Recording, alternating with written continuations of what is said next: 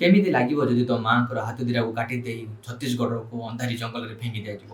କେମିତି ଲାଗିବ ଯଦି ତୋ ମାଆଙ୍କର ମୁଣ୍ଡଟାକୁ କାଟି ଦେଇ କଲିକତାର କୋଉ ବଜାରରେ ନିଲାମ କରାଯିବ? କେମିତି ଲାଗିବ ତୋ ମାଆର ଗୋଡ଼ଟାକୁ ଛିଡ଼େଇ ଦେଇ ଆନ୍ଧ୍ରାର ସମୁଦ୍ରର ବିସର୍ଜନ କରାଯିବ?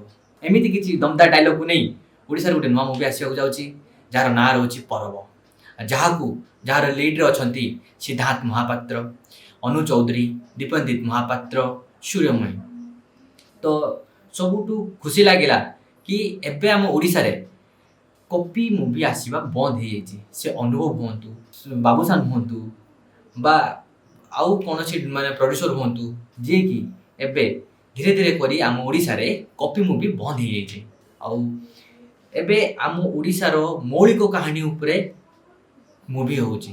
ଆଉ ମୁଭିରେ ଯେଉଁ ଆର୍ଟିଷ୍ଟ ମାନେ କାମ କରୁଛନ୍ତି, ସେ ଲିଡ୍ ଆର୍ଟିଷ୍ଟ ହୁଅନ୍ତି ବା ଜୁନିୟର ଆର୍ଟିଷ୍ଟ ହୁଅନ୍ତି, ନିଜର କାମକୁ ସେ ବହୁତ ଭଲ ଭାବରେ ନିଭେଇଛନ୍ତି। ଖାସ୍ କରିକି ଡାଇରେକ୍ଟର ଚିନ୍ମୟ ସାର୍, ଯିଏକି ବହୁତ ଭଲ ଭାବରେ ସେ ଟିଜରଟିକୁ କାଟିଛନ୍ତି, ଯାହାକି 28 ଜୁଲାଇରେ ଟିଜରଟି ରିଲିଜ୍ ହେଇଛି।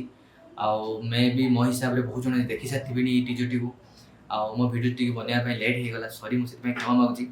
କିନ୍ତୁ ସବୁଠୁ ଖୁସିର କଥା ଏଇଟା କି ଯେ ମୁଭିର ଯେଉଁ କଲର୍ ଗ୍ରେଡ୍ ହଉ ବା ତାର ଟାଇମିଂ ହଉ, ତାର ଡାଇଲଗ୍‌ର ପଞ୍ଚିଂ ହଉ, ଯାହାକି ବହୁତ ସୁନ୍ଦର ଭାବେ ମାନେ ଏହାକୁ ବନା ହେଇଛି।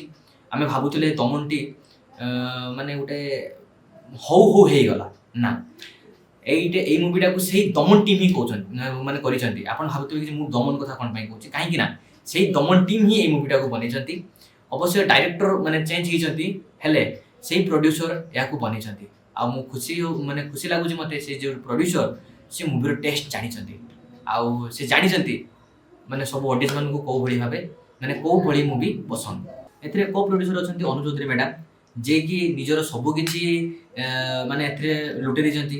ଆଉ ଖୁସି ଲାଗୁଛି ସେ ମାନେ କିଛି ଗୋଟେ ହଟକେ କଣ୍ଟେଣ୍ଟ ଉପରକୁ ସେ ଆସିଛନ୍ତି। ଆଉ ସିଦ୍ଧାର୍ଥ ମହାପାତ୍ର ସାର୍, ସେ ତ ସବୁବେଳେ ମାନେ ଏକ୍ସପେରିମେଣ୍ଟ କରିବାରେ ସେ ତ ଆମର ଗୁରୁ।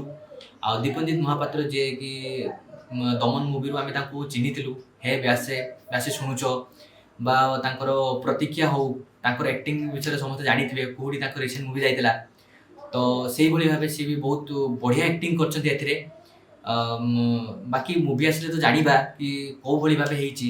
ବାକି ଆମେ ଟ୍ରେଲରକୁ ଅପେକ୍ଷା କରୁଛୁ, କେବେ ଟ୍ରେଲର ଆସୁଛୁ, ଏବେ ସେମିତି କିଛି ଆନାଉନ୍ସମେଣ୍ଟ ହେଇନାହିଁ। ବାସ୍ କିନ୍ତୁ ଟିଜରଟି ଦେଖିକି ବହୁତ ଖୁସି ଲାଗିଲା। ଆଉ ଆପଣମାନଙ୍କ ଅନୁରୋଧ, ଆପଣ ଥରେ ଯାଇକି ହେଲେ ଟିଜରଟିକୁ ଦେଖନ୍ତୁ।